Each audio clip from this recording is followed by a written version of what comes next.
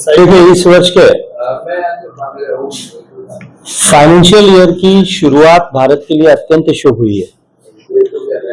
एक तरफ एक ऐसी डील जिसे मदर ऑफ ऑल डील्स कहा गया, यूरोपियन यूनियन के साथ में, जिसकी आबादी दुनिया में भारत और चाइना के बाद में संयुक्त रूप से यूरोपियन यूनियन की आबादी तीसरे बड़े देश के जैसी है। उसके साथ में जिस डील को लेकर के पिछले 30-25 साल से प्रयास हो रहे थे, वो deal Europe India EU FTA sign हुआ। उसी के अनुक्रम में देश के विकास की गति को निरंतरता प्रदान करने, देश के आर्थिक प्रगति के दर को बनाए रखने को अपना कर्तव्य स्वीकार करने, सर्वसमावेशी विकास करेंगे इसको कर्तव्य के रूप में स्वीकार करते हुए देश के बजट की घोषणा की गई। और यह बजट पिछले 12 साल में जिस लक्ष्य को प्राप्त करने के लिए जिस मार्ग पर हम चले, उस लक्ष्य की तरफ, उस मार्ग पर और अधिक गति के साथ में बढ़ने का एक आयाम के रूप में आया।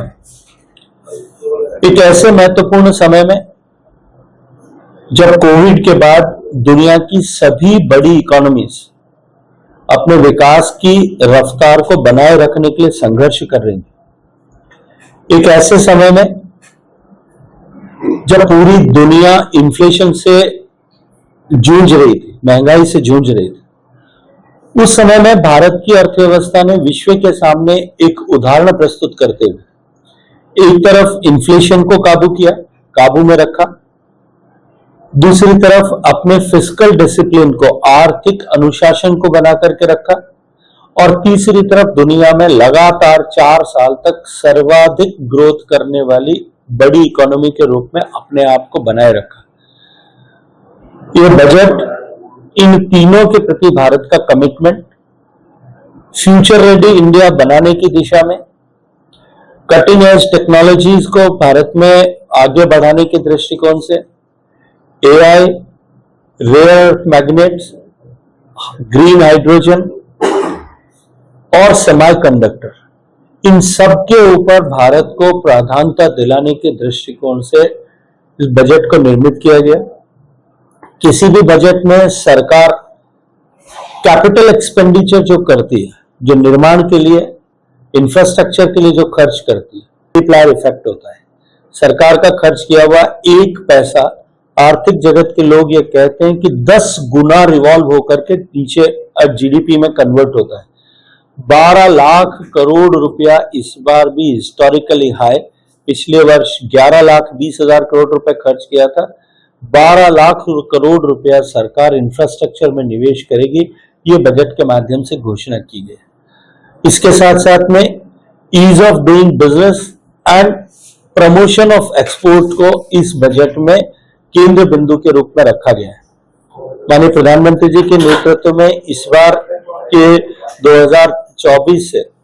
निरंतर रिफॉर्म्स करने के लिए इस बजट जब समर्पित होकर के जब सरकार काम कर रही है, तो इस बजट का विश्लेषण करने वाले लोगों ने रिफॉर्म एक्सप्रेस की संज्ञा दी। मैं ये मानता हूं कि इस बजट के चलते हुए, बजट की घोषणाओं के चलते हुए भारत अपने उस लक्ष्य की हम विकसित हों, भारत तीसरी बड़ी अर्थव्यवस्था बने, इस दिशा में बहुत बड़ी छलांग लगाएगा। इसी क्रम में दावोस में जो आर्थिक विशेषज्ञों का सम्मेलन हुआ, जिसको आर्थिक जगत का कुंभ ऐसा माना जाता है, उस सम्मेलन में भी इस बार भारत केंद्र बिंदु पर था। अब भारत केवल सुनता नहीं है, भारत केवल देखता नहीं है, भारत अनुकरण नहीं करता, अब भारत लीड करता है, अब भारत उदाहरण प्रस्तुत करता है, अब भारत जो है वो विश्व के सामने नजीर बनता है। ऐसी परिस्थिति भारत ने पैदा की है। और इस सब के साथ साथ में इस क्रम में चौथी बड़ी घटना कि भारत ने कल हिंदुस्तान और अमेरिका के बीच में एक जो उहापोह की स्थिति बनी हुई थी, उस पर विराम लगा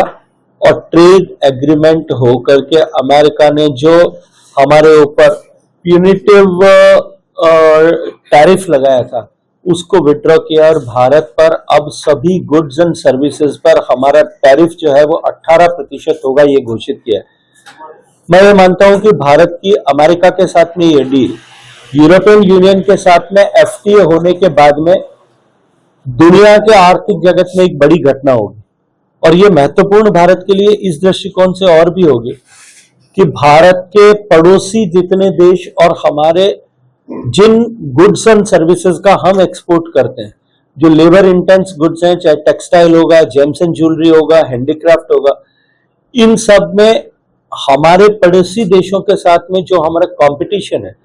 उनके बीच के मध्य हमको अपर एज मिलेगी, क्योंकि हमारा टैरिफ सबसे कम होगा।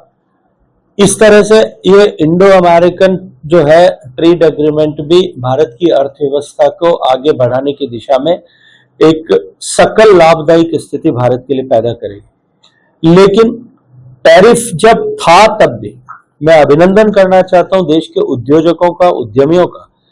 कि टैरिफ के उस जो है वॉर के बीच में भी भारत के उद्यमियों ने माननीय प्रधानमंत्री जी की प्रेरणा कि हम अपने उत्पादों की गुणवत्ता को बढ़ाएं और लागत को कम करें, इस प्रेरणा के आधार पर काम करते हुए टैरिफ के कालखंड में भी हमारे एक्सपोर्ट को कम नहीं होने दिया, उल्टा हमारा एक्सपोर्ट जो है बढ़ा है। अब मैं मानता हूं कि सर्विसेज के दृष्टि के क्षेत्र में जो हमको लाभ इससे होगा, हमारा ईयू के साथ में जो एग्रीमेंट हुआ है उसके एक साइडलाइन का एग्रीमेंट मोबिलिटी का एग्रीमेंट भी है, और मोबिलिटी के इस एग्रीमेंट के बाद में भारत के पेशेवर लोगों को यूरोपियन यूनियन के सब देशों में जाने में और अधिक सहूलियत भी होगी, सहायता भी होगी। तो कुल मिलाकर के पिछले 10-12 दिन का ये जो कालखंड है, ये भारत की आर्थिक दृष्टि, आर्थिक प्रगति के दृष्टिकोण से और साथ साथ में भारत अपने विकास का लक्ष्य प्राप्त करे और विकसित हो, उस दिशा में मील का पत्थर साबित हो। मानते हैं कि अनर्गल बयान है, तो मुझे लगता है इसमें टिप्पणी करने की आवश्यकता नहीं। बिना किसी आधार के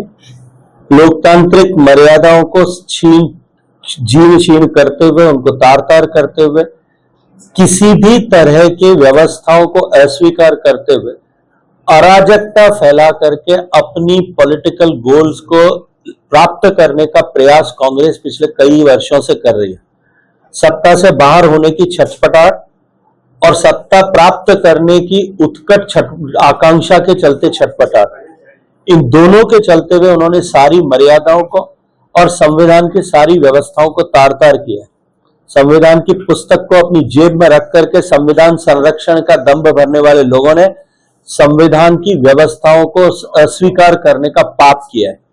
और जिस तरह से छटपटाहट उन्होंने दिखाई और जिस कुर्सी को प्राप्त करने की कोशिश उन्होंने की है पिछले दिनों में, देश की जनता ने उसको पहचाना भी है, जाना भी है, और देश की जनता ने अस्वीकार किया, तब कांग्रेस सिमटते सिमटते सिमटते सिमटते हाशिए पर पहुंच गई। और जिस तरह का आचरण और व्यवहार नेता प्रतिपक्ष कर रहे हैं, और विशेष रूप से कांग्रेस के जो है महाराज कुमार कर रहे हैं, मैं एक बात जिम्मेदारी के साथ में कहता हूं कि कांग्रेस पार्टी में भी उनके इस व्यवहार को लेकर के इसी तरह का असंतोष है, और इस असंतोष के चलते हुए अब अपनी ही पार्टी में वो हाशिए पर सिमटना प्रारंभ हो गए। तो अपने आप को प्रासंगिक बनाए रखने के लिए वो इस तरह का आचरण और व्यवहार कर रहे हैं।